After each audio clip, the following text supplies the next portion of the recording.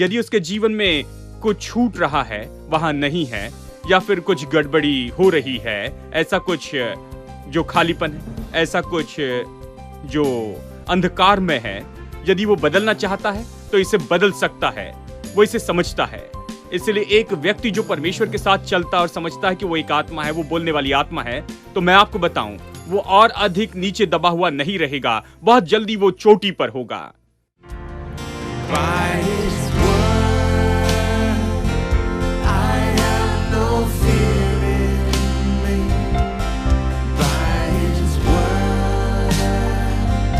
Death cannot swallow me.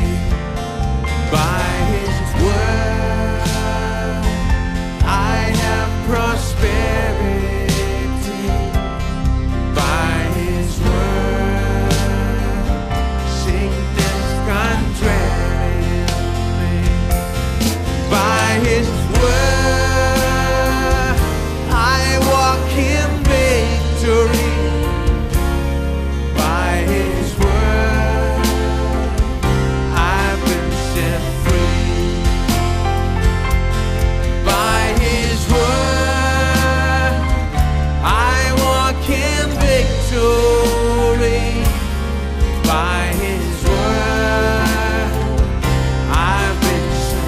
Everybody, by His word, let's sing it. By His word, I have no fear in me.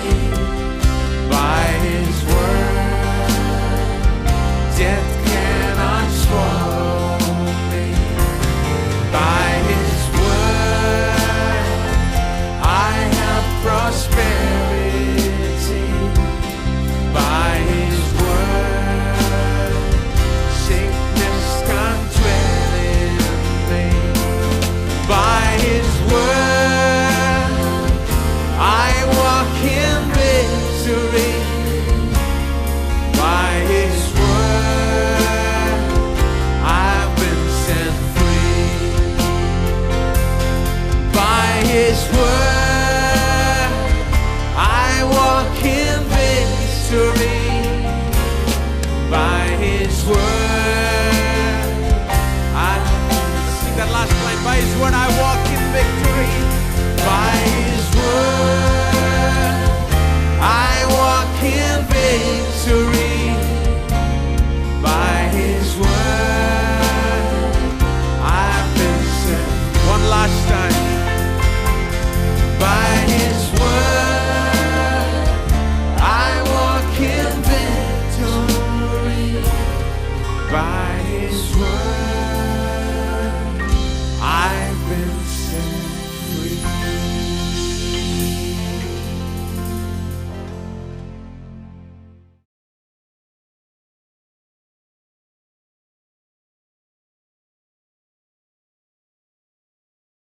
कृपया मेरे साथ देखिए उत्पत्ति अध्याय 1, और यह हम बहुत सी बातों का पता लगाएंगे। मैं आपको दिखाना चाहता हूं कि कैसे आप एक बोलने वाली आत्मा है और कैसे संसार में सब कुछ निश्चित होता है, आपके शब्दों के अनुसार ही होता है। और यही पूरा मुद्दा है जो मैं बताना चाहता हूं। हम इसे उत्पत्ति से शुरू करते हैं क्योंकि बहुत से लोग बाइबल को देखकर कहते हैं, ब्रदर इस बाइबल को देखिए। आपका कहना मैं इस बाइबल को पूरी पढ़ूं और जब तक मैं इसे पढ़ूंगा मैं मर जाऊंगा। जानते हैं ये लंबा समय लगने वाला है। कैसे मैं इतनी बड़ी बाइबल को पढूं और फिर जीवन में सफल हो जाऊं? यदि आप चाहते हैं कि बाइबल को पढ़ें, खैर आपको बड़ी बाइबल नहीं पढ़नी है, पहले 1 2 3 पन्ने पढ़ ले।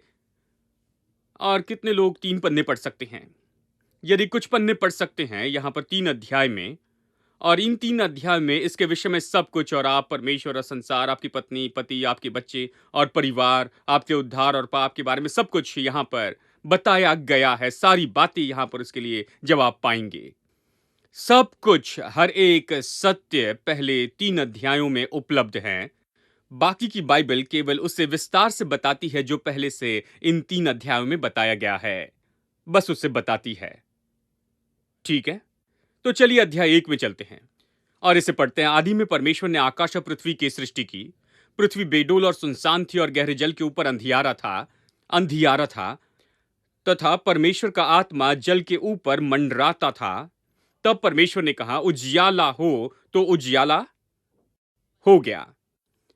अब तुरंत हम परमेश्वर के विषय में कुछ जानते हैं। वो परमेश्वर कैसा है, परमेश्वर किस तरह सब कुछ बदलता है, कैसे वो सारी बातों को सुधारता है, कैसे सारी बातों को क्रम में लाता है जो अस्त व्यस्त है, कैसे वो इन सारी बातों को संभालता है, कैसे वो इन बातों को करता है।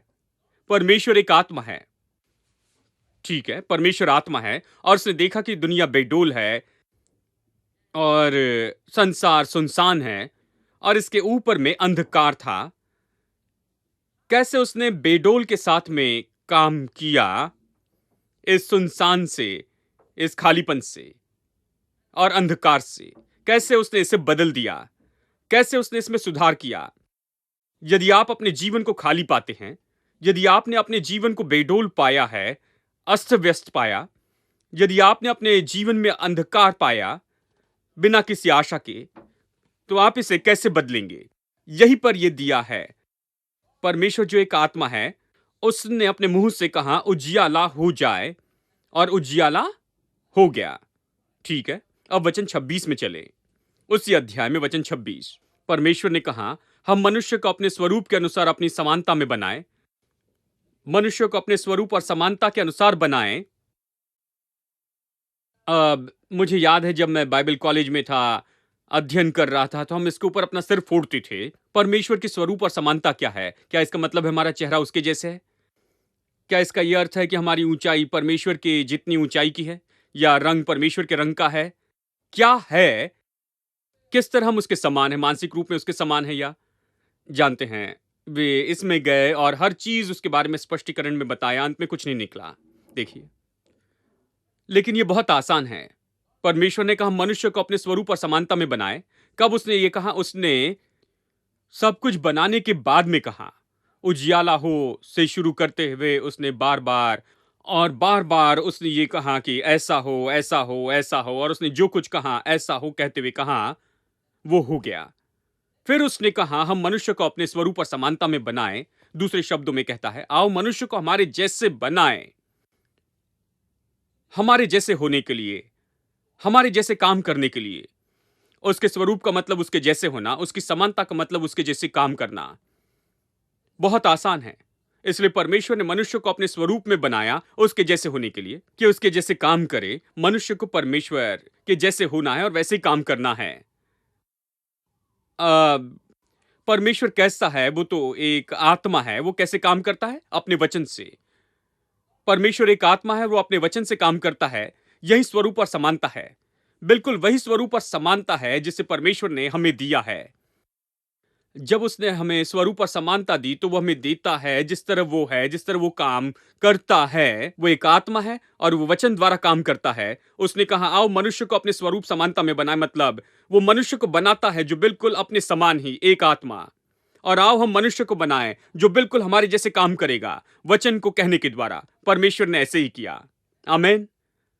अब इसे सुनिए। आओ मनुष्य को अपने स्वरूप और समानता में बनाए, अपने स्वरूप और समानता में, और वो अधिकार रखे समुद्र की मछलियों पर और आकाश के पक्षियों पर और घरेलू पशुओं और सारी पृथ्वी पर और सब रेंगने वाले जंतुओं पर जो पृथ्वी पर रेंगते हैं, अधिकार रखे। वे अधिकार रखने पाए। सब लोग कहें अधिकार रखे सारी बातों पर।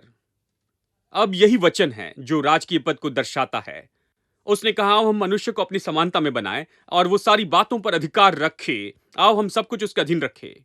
परमेश्वर ने सब कुछ बनाया और वो कहता है आओ हम सबको उसके अधीन करें, और वो उस पर अधिकार रखे। उसे राज्य करने दो, उसे संभालने दो, वो इसका नियंत्रण करे, वो अपना अधिकार इस पर उपयोग करे और इस पर पूरा अधिकार करते चले जाए। देखिए, यही इसका अर्थ है। इस पर राज्य करे और नियंत्रण करे, इसे संभाले और स्वीकार करे और अधिकार रखे और प्रभुता करे। यही इसका मतलब है वचन 6 में जब उसने कहा यह अधिकार रखे। इसलिए परमेश्वर ने उनको आशीष दी, स्त्री और पुरुष को। और फिर परमेश्वर ने कहा फलो फूलो और पृथ्वी में भर जाओ और इसको अपने वश में कर लो, और समुद्र की मछलियों तथा आकाश के पक्षियों और पृथ्वी पर रेंगने वाले सब जंतुओं पर अधिकार रखो। तो प्रभु कहता है, फिर एक बार पृथ्वी पर रेंगने वाले सभी जंतुओं और प्राणियों पर अधिकार रखो। इसलिए मनुष्य को पूरा अधिकार दिया है सब बातों पर राज्य करने के लिए और सब बातों का स्वामी होने के लिए। अब अध्याय 2 वचन 7 में चलिए।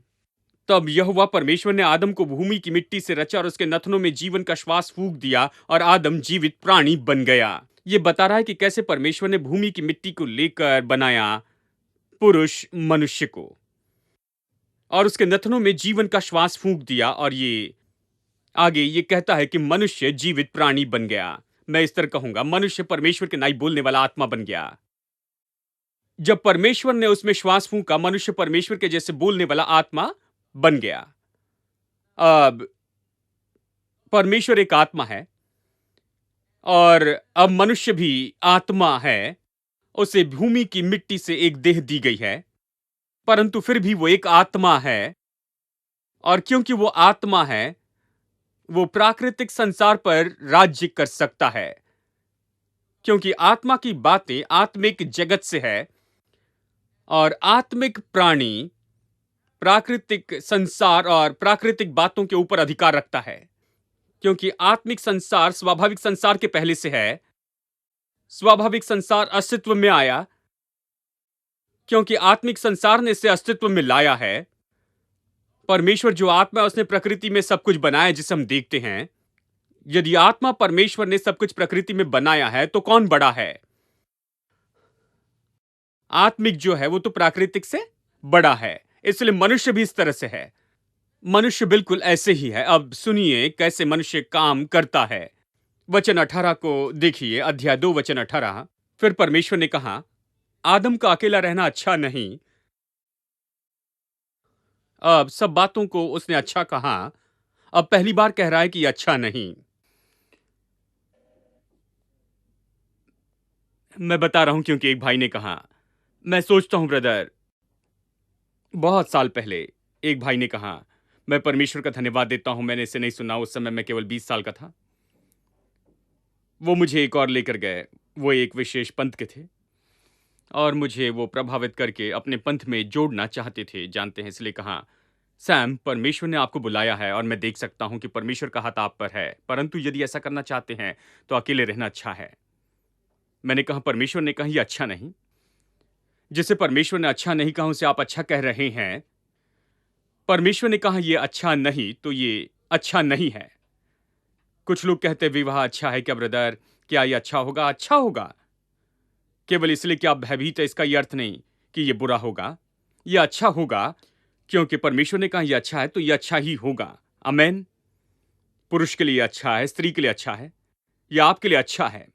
फिर परमेश्वर ने कहा, आदम का अकेला रहना अच्छा नहीं, मैं उसके लिए एक ऐसा सहायक बनाऊंगा जो उससे मेल खाए। और यहोवा परमेश्वर भूमि में से सब जाति के बनेले पशुओं और आकाश के सब भांतियों के पक्षी को रचकर आदम के पास ले आया कि देखे कि वो उसका क्या नाम रखता है।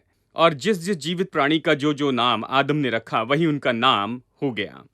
अतः आदम ने सब जाति के घरेलू पशुओं और आकाश के पक्षियों और सब जाति के बनेले पशुओं के नाम रखे, परंतु आदम के लिए कोई ऐसा सहायक न मिला। अब परमेश्वर आदम से कहता है, परमेश्वर सब कुछ निर्माण करता है, सब कुछ पशुओं को और पक्षियों को और सब कुछ, और उन्हें नाम देने के लिए उसके पास लाता है। अब इसकी कल्पना कीजिए, आप क्या सोचते क्या हुआ होगा? क्या परमेश्वर ऐसे आता है जैसे वो आ रहा है बड़े झुंड के साथ में, जानवरों के साथ, और सुअरों के झुंड और कुत्ते और घोड़े गधे, सब प्रकार के पक्षी, और चारों ओर से सब उसे घेरे हुए हैं झुंड के रखवाले के जैसे, सभी को वो चराता है और फिर आदम की ओर देखता है, कहता है, आदम आओ और सबका नाम रखो। आपको क्या लगता है कैसे हुआ? देखिए, परमेश्वर आत्मा है, इसलिए मैंने इस पर जोर दिया कि परमेश्वर आत्मा है। मनुष्य भी एक आत्मा है। तो फिर कैसे आदम जानता है कि परमेश्वर चाहता है कि वो इन सब पशुओं और पक्षियों का नाम रखे जिसे प्रभु ने बनाया है? मैं नहीं सोचता प्रभु ऐसे व्यक्ति के रूप में प्रकट हुआ जिसके हाथ और पैर हो। उसने आदम से कहा होगा, देखिए, आत्मा ने आत्मा से कहा। यह ऐसा कुछ है जो आदम के भीतर में हुआ आदम ऐसी स्थिति और परिस्थिति में था कि वो जानता था, जब परमेश्वर ने कहा उसने जाना। वो प्रभु से और प्रभु से बातें कर सकता था। देखिए, इसी प्रकार वे थे। वो एक आत्मा था और परमेश्वर आत्मा है। दोनों आत्माओं ने एक दूसरे से संगति की, आत्माओं ने एक दूसरे से बातें की, वो एक दूसरे को समझे, वो इसी तरह के थे। कोई फर्क नहीं था कि वो शरीर में था या वो शरीर में रहता था। वो शरीर नहीं, वो आत्मा है। वो शरीर में रहता है। शरीर में रहते हुए भी वो प्रभु से बातें कर सकता था, प्रभु से संगति कर सकता, उसे जान सकता, उसकी योजना जानता, प्रभु क्या चाहता है उसे वो जान सकता था। और इसी तरह से आदम ने जान लिया जब परमेश्वर ने सब पशुओं का नाम रखने के लिए कहा। उसने कहा, ठीक है परमेश्वर, मैं सब पशुओं का नाम रखूंगा। किसने उसे बताया? प्रभु ने बताया, उसकी आत्मा के अंदर बताया, उसने जान लिया। देखिए, उदाहरण के लिए पहला कुरिन्थियों अध्याय 6 में चलिए। थोड़े समय के लिए पहला कुरिन्थियों 6 में जाएंगे और शरीर और आत्मा का अंतर को देखेंगे। यहां एक वचन है जो हर शक को दूर करेगा। पहला कुरिन्थियों 6:17, इसे सुनिए। जो प्रभु की संगति में रहता है वो उसके साथ एक आत्मा हो जाता है। हेलो। जो प्रभु की संगति में रहता है वो उसके साथ एक आत्मा हो जाता है। इसके विषय कहता है, हम विश्वासी जो प्रभु की संगति में रहता है वो उसके साथ एक आत्मा हो जाता है। तो परमेश्वर और हम एक आत्मा बनते हैं। क्योंकि मैं एक आत्मा हूं और परमेश्वर एक आत्मा है, मैं परमेश्वर के साथ एक आत्मा बन सकता हूं। क्या? जब मैं प्रभु से संगति करता हूं, मैं उसके साथ एक आत्मा होता हूं। आप और मैं यीशु को जानते हैं कि वो हमारा उद्धारकर्ता प्रभु है। हम एक आत्मा हैं, हम प्रभु के साथ जुड़े हैं, इसलिए हम परमेश्वर के साथ एक आत्मा है। इसलिए परमेश्वर हमारी आत्मा में रहता है और हमारी आत्मा से कहता है, उसकी बातों को हम पर प्रकट करता है, हमारी आत्मा की अगुवाई करता है। वचन 19 को देखिए। क्या तुम नहीं जानते कि तुम्हारी देह, देखिए तुम्हारी देह मतलब देह आप नहीं, ये ऐसा जो आपके पास है, ठीक है, इसलिए कहता है आपकी देह और आप अलग हैं। क्या तुम नहीं जानते कि तुम्हारी देह पवित्र आत्मा का मंदिर है जो तुम में बसा हुआ है और तुम्हें परमेश्वर की ओर से मिला है, और तुम अपने नहीं हो क्योंकि दाम देकर मोल लिए गए हो, इसलिए अपनी देह के द्वारा परमेश्वर की महिमा करो जो परमेश्वर से है। तो मनुष्य के पास आत्मा और देह भी है और मन भी है। इसलिए पौलुस इन्हें अलग करता है। एक और वचन को देखिए। मैं यहां पर एक और वचन बताता हूं। पहला कुरिन्थियों अध्याय 9 वचन 27। मैं अपनी देह को मारता कूटता और वश में लाता हूं, ऐसा ना हो कि औरों को प्रचार करके मैं आप ही किसी रीति से निकम्मा ठहरूं। ये कह रहा है कैसे वो अपनी देह की इच्छाओं को वश में रखता है, नियंत्रण में। वो अपने देह पर नियंत्रण करता। इसलिए अब कौन महान है, देह या फिर वो? यदि वो देह को वश में रखता, जांचते रहता, यदि वो देह को वश में रखता है तो कौन महान है बताइए? वो देह से बड़ा है। वो कौन है? वो आत्मा है। क्योंकि वो आत्मा है, उससे अपेक्षा की जा सकती है कि देह को वश में रखे। ये सच नहीं जब लोग कहते हैं मेरी देह ब्रदर। जानते हैं, जब बातें आती मैं इसे वश में नहीं रख सकता हूं। नहीं, आप देह से बड़ी हैं। आप अपनी देह से सामर्थी हैं। आप एक आत्मा हैं। देखिए, आप आत्मिक व्यक्ति हैं। आप आपके देह को वश में रख सकते हैं। पौलुस कहता है मैं अपने देह को वश में रखता हूं। मैं अपने देह को बताता हूं क्या करना है, देह मुझे नहीं बताती क्या करना है। यदि आप अपनी देह को कहने की अनुमति देंगे कि क्या करना है, तो वो आपको बताएगी क्या करना है। वो आपको बताएगी आप ये नहीं कर सकते, इससे ज्यादा दूर नहीं जा सकते, केवल यही संभव है, आपके लिए और कुछ संभव नहीं है। आपको सब सीमाएं बताएगी। ये देह पृथ्वी की है। देह पृथ्वी से जुड़ी है। देह पृथ्वी से आई है। ये सीमाओं पर विचार करती है और ये पृथ्वी की सीमाओं के साथ व्यवहार करती है। और ये सब आत्मा स्वर्गीय है, परमेश्वर से आया है। आत्मा आपके भीतर दृढ़ रहता है। आत्मा कहता है सब कुछ संभव है, मेरे लिए कुछ भी असंभव नहीं। आत्मा कहता है मेरे विश्वास के अनुसार मेरे लिए होगा। आत्मा कहता है जो विश्वास करता है उसके लिए सब कुछ संभव होता है। आत्मा कहता है मसीह मुझे सामर्थ देता है, उसके द्वारा मैं सब कुछ कर सकता हूं। देखिए, आत्मा के पास अलग बातें हैं, वो एक अलग स्तर पर है, क्योंकि ये परमेश्वर से आया है, ये स्वर्गीय है, ये स्वर्गीय भाषा बोलता है और स्वर्गीय स्वभाव इसमें है। देह पृथ्वी की है और ये ज्ञानेंद्रियों पर है। 5 ज्ञानेंद्रियां इसमें जुड़ी हुई है। ये सुनती है, स्वाद लेती है, सूंघती और महसूस करती और ये सब। इसलिए ये केवल ऐसी भाषा बोलती, मुझे अच्छा नहीं लग रहा है, मैं नहीं सोचता हम कर पाएंगे, मैं नहीं सोचता कि ये संभव होगा, इस तरह ये कहती है। इसलिए आपने कभी देह को अपने ऊपर हावी होने नहीं देना है। हमेशा याद रखिए कि आप आपकी देह के ऊपर में हैं और आपकी देह के ऊपर हो सकते हैं, क्योंकि आप आत्मिक व्यक्ति हैं। आत्मिक बातें बड़ी होती हैं और प्राकृतिक बातों से बहुत ही महान होती हैं। आमीन। इसलिए पौलुस कहता है, मैं अपनी देह को वश में रखता हूं। तो आदम परमेश्वर के साथ चला, ये जानते हुए कि परमेश्वर उसके भीतर में क्या कह रहा है। अब यदि कोई ऐसे चलता है, तो मैं आपको बताऊं, शायद उस व्यक्ति के पास आज कुछ नहीं, पर प्रभु के साथ चलना सीखते जाए और वो सीखता है कि वो एक आत्मा है, वो एक आत्मिक व्यक्ति है और परमेश्वर उसकी आत्मा से बातें करता है। और यदि उसके जीवन में कुछ छूट रहा है, वहां नहीं है, या फिर कुछ गड़बड़ी हो रही है, ऐसा कुछ जो खालीपन है, ऐसा कुछ जो अंधकार में है, यदि वो बदलना चाहता है तो इसे बदल सकता है। वो इसे समझता है। इसलिए एक व्यक्ति जो परमेश्वर के साथ चलता और समझता है कि वो एक आत्मा है, वो बोलने वाली आत्मा है, तो मैं आपको बताऊं, वो और अधिक नीचे दबा हुआ नहीं रहेगा, बहुत जल्दी वो चोटी पर होगा। कोई बात नहीं कि वो कौन है, कोई बात नहीं कि वो किसे जानता है, कोई बात नहीं जानते हैं कि उसके पास कितना क्या है, कितना प्रभाव है और ये सब कुछ। देखिए, हम इन बातों की ओर ज्यादा ध्यान देते हैं। हम किसे जानते हैं, हम उस व्यक्ति से या इससे मिलना चाहते हैं कि जानते हैं, और किसी व्यक्ति से हम मुलाकात करें और उन्हें कुछ करने के लिए कहे, और हम तैयार होते हैं कि हम बस नहीं सोचते कि परमेश्वर हमारे भीतर में है। हम सोचते हैं कि हम सारी मदद बाहर से ले सकते हैं, तुरंत सारी गिनती कर लेते हैं। मैं उस व्यक्ति के पास जा सकता हूं, उससे मदद ले सकता हूं, पैर पकड़कर उनसे विनती करूंगा और वो मेरे लिए कुछ करेंगे।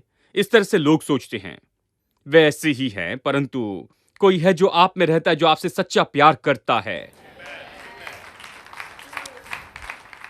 और वो आपको बहुत दूर ले जाएगा, जहां आप कभी कल्पना में भी नहीं जा सकते हैं। आपकी कल्पना में, यदि आप केवल उसे सुनेंगे, यदि केवल इस बात को समझेंगे कि आप एक उसके जैसे आत्मा हैं और आप उसके साथ संपर्क कर सकते हैं, वो आप पर प्रकट करेगा कि इच्छा क्या है, वो आपको सुझाव देगा, और वो सुझाव आपको वो देगा, वो $1 बिलियन की कीमत का है। एक सुझाव हजारों लोगों से भी ज्यादा बढ़कर है, जो इस संसार में आपकी मदद कर सकते हैं। एक सुझाव जो परमेश्वर से है, आपको बहुत दूर ले जा सकता। तो आप कहां पर जाएंगे?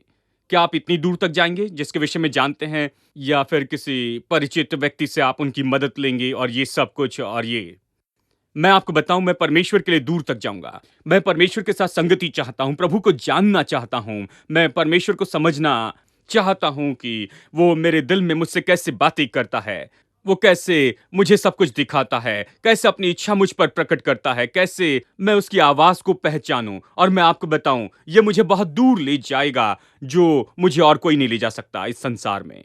आमीन।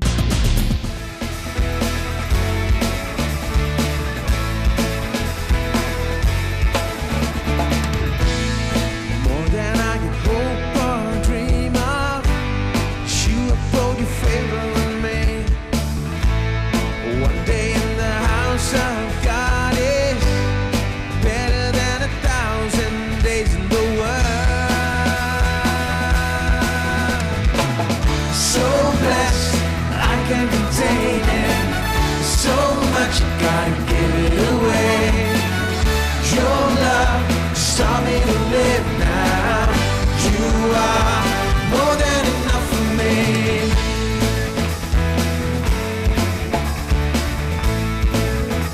More than I could hope. More than I could hope or dream of. You put your favor on me. One day in the house of God is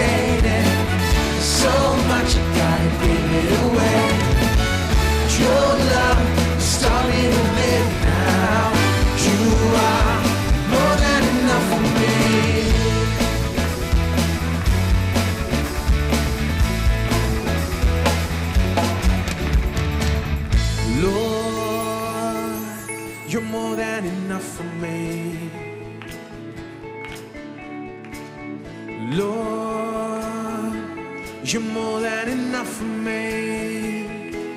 Everybody say that, confess that. Lord, you're more than enough for me.